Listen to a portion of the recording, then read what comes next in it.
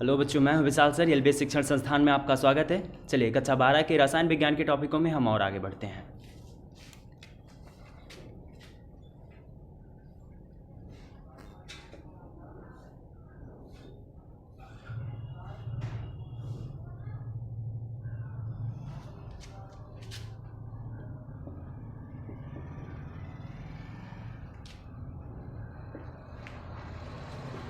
तो कक्षा 12 के रसायन विज्ञान में हमारा जो टॉपिक चल रहा था, इस टॉपिक का नाम था सक्रियण ऊर्जा।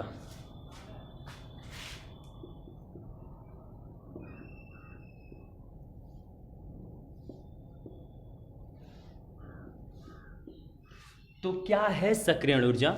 चलिए बहुत विस्तार पूर्वक आज इसे हम समझेंगे कि सक्रियण ऊर्जा क्या होते हैं। चलिए देखिए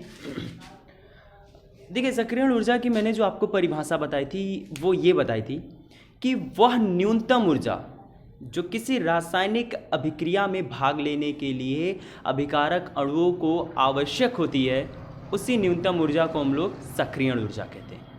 अब ये किस प्रकार की ऊर्जा है, क्यों इनको ऊर्जा की आवश्यकता पड़ती है, चलिए इन सारी बातों पर नज़र डालते हैं। देखिए मैंने आपको बताया था कि रासायनिक अभिक्रियाएं होती कब हैं?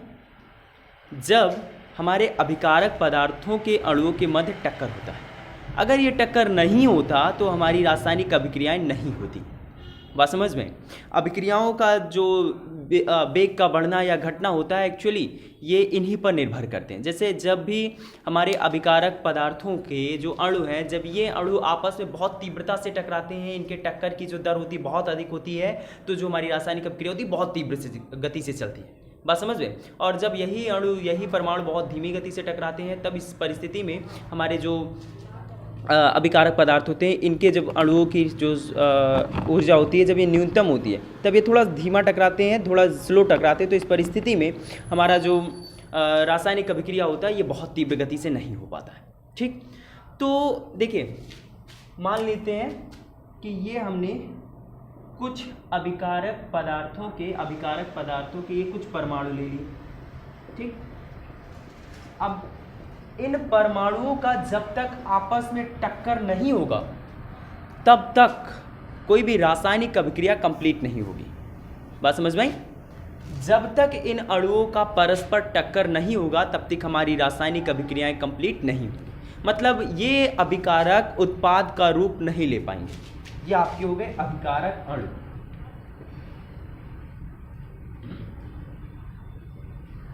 तो अगर अभिकारक अणु उत्पाद का रूप लेना चाहते हैं तो ये उत्पाद का रूप तभी ले सकते हैं जब ये परस्पर टक्कर करेंगे और टक्कर इनकी प्रभावी होगी। मतलब ये रासायनिक अभिक्रिया को कर सकने वाली क्षमता वाला टक्कर करेंगे। बात समझ में? ठीक, तो अभिकारक अणुओं की वह न्यूनतम ऊर्जा जो रासायनिक अभिक्रिया में भाग लेने के लिए आवश्यक होती है, इसी न्यूनतम ऊर्जा को हम लोग क्या कहते हैं? सक्रियण ऊर्जा कहते हैं। बात समझ में आई? ठीक, तो सक्रियण ऊर्जा क्या है, बातें समझ में आई? परिभाषा इसकी होती है वह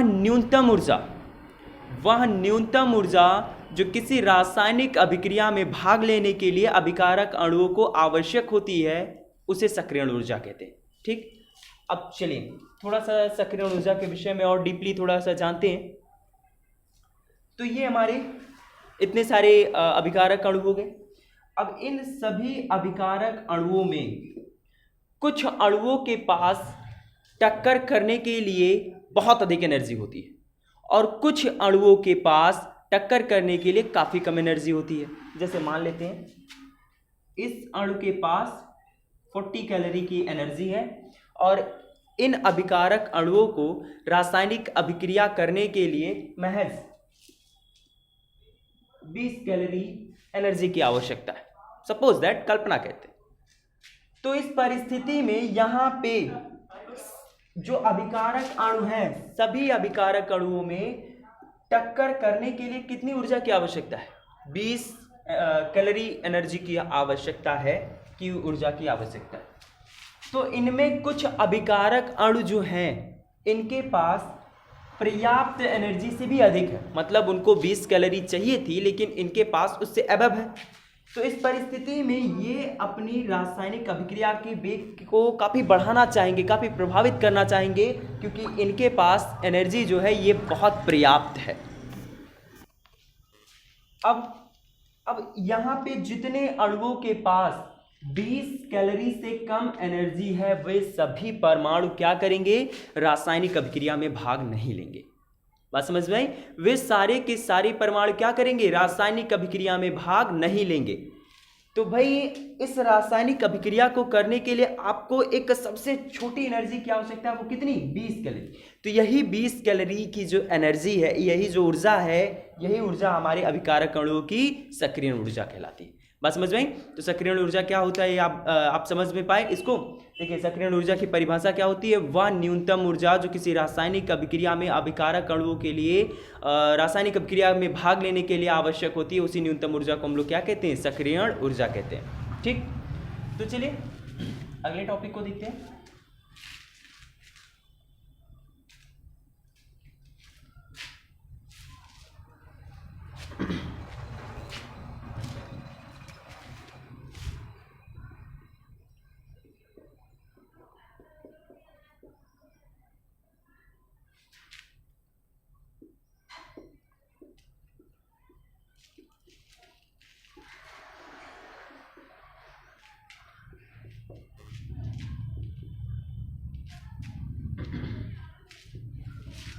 अभिक्रिया को प्रभावित करने वाले कारक, मतलब वे एलिमेंट जिनसे किसी रासायनिक अभिक्रिया का वेग बढ़ाया जा सके, घटाया जा सके, इनकी सक्रियण ऊर्जा में परिवर्तन किया जा सके।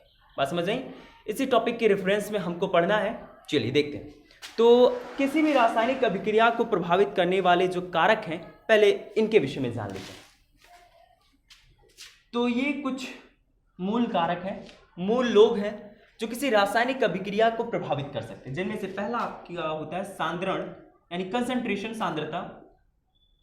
ठीक, दूसरा जो है ये आपका होता है ताप, तीसरा जो होता है ये आपका दाब, एंड चौथा जो होता है ये होता है आपका अभिकारक पदार्थों की भौतिक अवस्था। ठीक, एंड पांचवा जो होता है ये होता है हमारा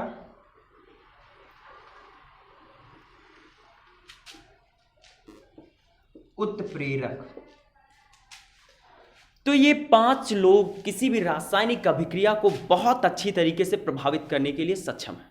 ठीक, तो चलिए देखते हैं कि कैसे ये सारे लोग मिलकर के किसी रासायनिक अभिक्रिया के वेग को परिवर्तित कर सकते हैं, उनका वेग कैसे बढ़ा सकते हैं, कैसे घटा सकते हैं।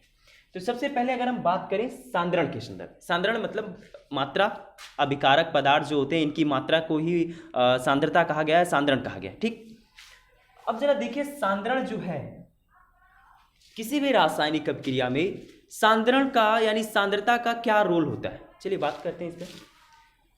आप जरा देखो कि अगर आपके पास अभिकारक पदार्थों की मात्रा कम हो, मतलब उनकी सांद्रता कम हो, तो उनमें जो अणु उपस्थित हैं, जाहिर सी बात है कि उन अणुओं की संख्या भी तो कम होगी।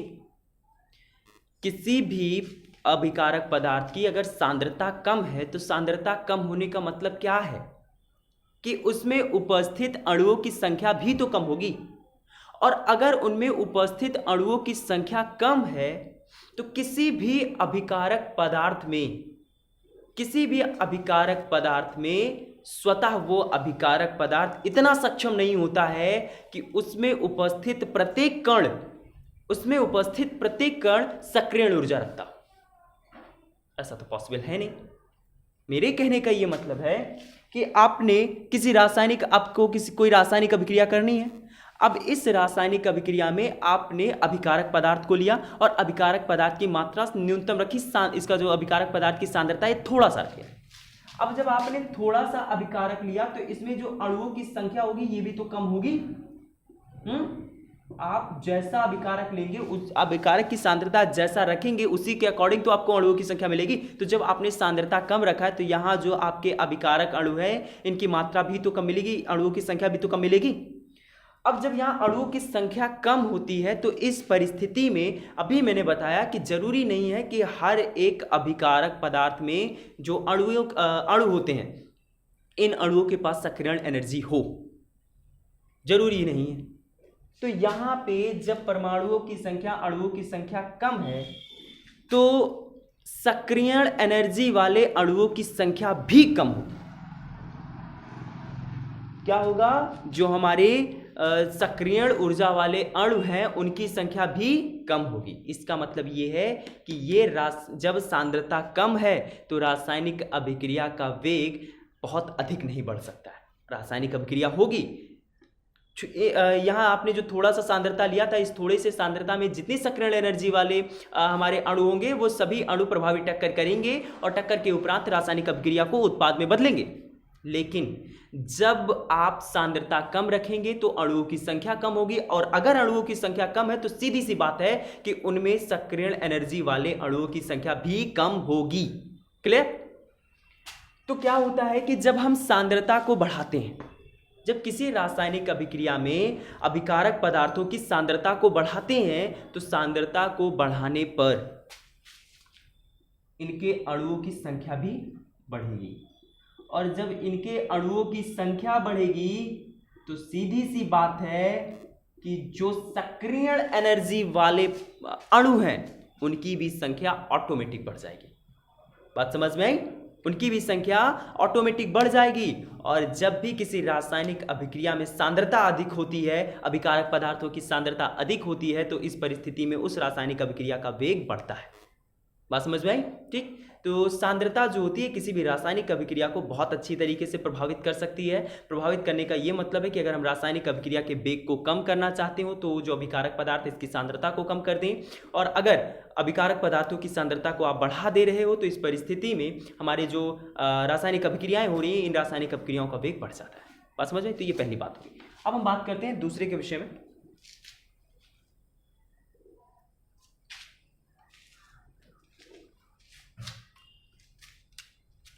दूसरा हमारा ताप, टेम्परेचर। देखिए, ताप का भी किसी रासायनिक अभिक्रिया में बहुत अहम रोल होता है। अगर सांद्रता कम भी हो, जैसे अभी मैंने बताया कि अगर आप अभिकारक पदार्थों की सांद्रता कम रखते हैं तो रासायनिक अभिक्रिया का जो वेग होगा ये बहुत अधिक तीव्रता से नहीं बढ़ेगा। रासायनिक अभिक्रिया होगी ज़रूर, लेकिन क्या है कि जो रासायनिक अभिक्रिया का वेग है ये थोड़ा कम ही रहेगा। परंतु अगर आप उस रासायनिक अभिक्रिया में इन परिस्थितियों के बावजूद टेम्परेचर को ऐड कर रहे हैं, ताप को ऐड कर दे रहे हैं,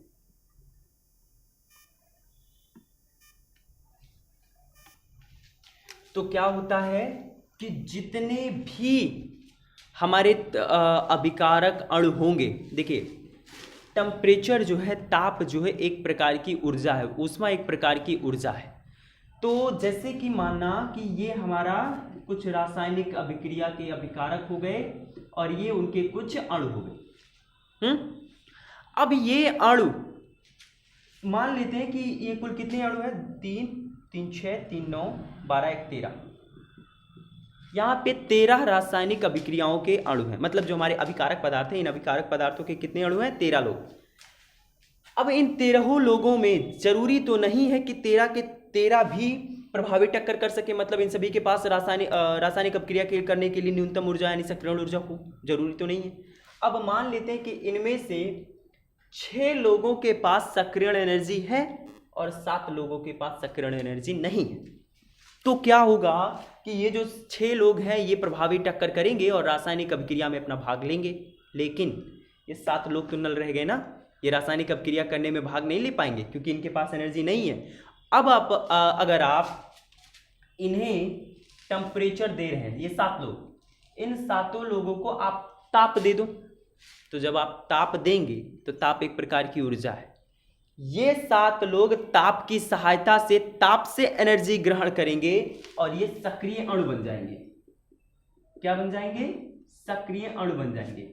और जब ये सक्रिय अणु बन जाएंगे तो ये रासायनिक अभिक्रिया करने के लिए उत्तरदायित्व, ये रासायनिक अभिक्रिया करने लगते हैं। बात समझ में? तो ताप के प्रभाव से भी आप देख रहे हो कि जो हमारी अभिक्रिया है, रासायनिक अभिक्रिया है, इनको प्रभावित किया जा सकता है।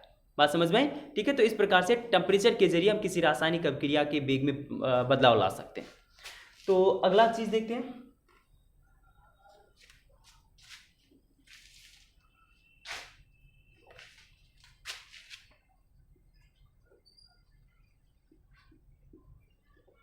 तीसरा नंबर दाब, प्रेशर। तो कहने का ये मतलब है कि प्रेशर जो है, दाब जो है, किसी रासायनिक अभिक्रिया को कैसे प्रभावित कर सकता है। अच्छा, ये जितने लोग आप देख रहे हैं इन सभी लोगों को आपने रासायनिक अभिक्रियाओं में देखा है। मतलब कोई भी रासायनिक अभिक्रिया अगर हो रही है तो आप देखते हैं कि ये लोग, ये पांचों लोग 100% उपस्थित रहते ही रहते हैं। रेयर होता है कि कुछ रासायनिक अभिक्रियाओं में टेम्परेचर है, दाब नहीं है, या फिर दाब है टेम्परेचर नहीं है, या सांद्रता के विषय में कुछ कहा जाए। तो ये सभी लोग वहाँ उपस्थित रहते हैं। इन सभी के उपस्थित होने का रीजन यही है ताकि हम रासायनिक अभिक्रिया के वेग को प्रभावित कर सकें।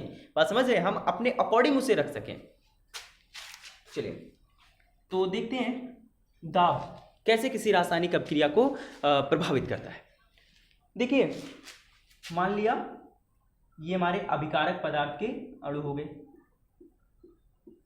ये हो गए अभिकारक पदार्थों के अणु। सांद्रता कम है, और सांद्रता अगर कम है तो सीधी सी बात है कि सक्रिय अणुओं की संख्या भी कम होगी, यानी जो रासायनिक अभिक्रिया कर सकते हो उनकी संख्या भी कम होगी। अब यहां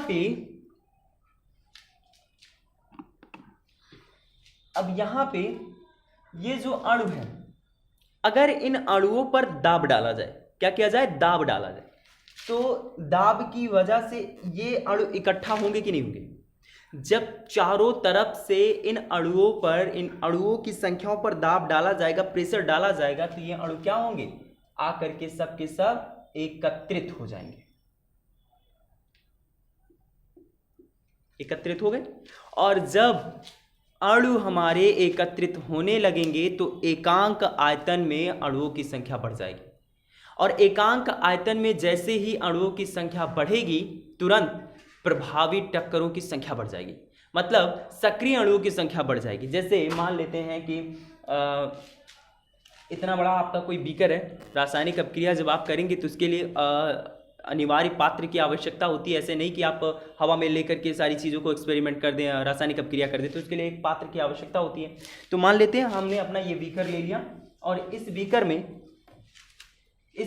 में ये आपके कुछ अणु हो गए।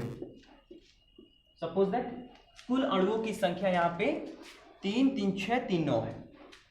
अब आप देख रहे हैं कि बीकर जो है, इसका आयतन, सपोज दैट कल्पना करते हैं इसका आयतन V है, इसका जो वैल्यूम है ये कितना है? V है। अब आप क्या करिए, इधर से भी आप इनकी अणुओं पर दाब डालिए। देखिए अभी जो अणु है बहुत दूर दूर है क्योंकि इनकी सांद्रता कम है। अब जब आप इन पर दाब डालेंगे तो आप ये पाएंगे कि ये अणु कहीं एकत्रित होने लगते हैं। अभी पूरे आयतन में कितने अणु हैं? 9 अणु हैं। और जब इन पर खूब बेहतरीन तरीके से चारों तरफ से दाब डाला जाएगा तो ये कहीं एक साइड, जैसे इन पर इधर से दाब डाला गया, तो ये 9 अणु कहीं एक कोने में आकर के ऐसे इकट्ठा हो जाए। तो अब जरा देखिए एकांक आयतन में हमारे अणुओं की संख्या अधिक हो गई कि नहीं?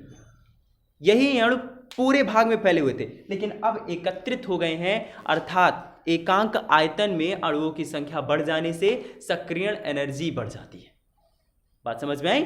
ठीक, तो अब ये अणु अपनी रासायनिक अभिक्रिया के वेग को परिवर्तित कर सकते हैं।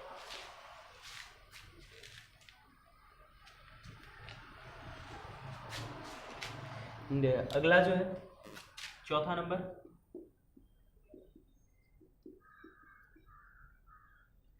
अभिकारक पदार्थ की भौतिक अवस्था। देखिए किसी रासायनिक अभिक्रिया में जो अभिकारक पदार्थ होते हैं, इनके स्टेज जो होते हैं ये भी बहुत मायने रखते हैं। तो अभिकारक पदार्थों की जो भौतिक अवस्थाएं होती हैं, इन भौतिक अवस्थाओं का भी अत्यंत अहम महत्वपूर्ण रोल होता है किसी रासायनिक अभिक्रिया में, क्योंकि रासायनिक अभिक्रियाएं जो होती हैं अभिकारकों के जो पुराने बॉन्ड होते हैं ये टूटते हैं और वो आपस में जुड़ करके नए बॉन्ड का निर्माण कराते हैं। तो इस परिस्थिति में जो बंध जितना सरल होता है वो उतनी आसानी से टूटते हैं, अर्थात उसकी रासायनिक अभिक्रिया की जो दर होती है, वेग जो होता है उतना ही तीव्र होता है। लेकिन जो जटिल होते हैं तो जटिल होने के साथ साथ वे जो रासायनिक अभिकारकों के बॉन्ड जटिल होंगे वो टूटने में उतना ही समय लेंगे, अर्थात उनका दर जो है उतना ही कम होगा। तो रासायनिक अभिक्रियाओं के जो अवस्थाएं होती हैं, अभिकारकों की अवस्थाएं होती हैं, ये भी हमारी रासायनिक अभिक्रिया पर प्रभाव डालती हैं। अब अगर हम बात करें 5वें के विषय में, उत्प्रेरक, तो इसके रेफरेंस में भी आपने पढ़ा है कि उत्प्रेरक क्या है।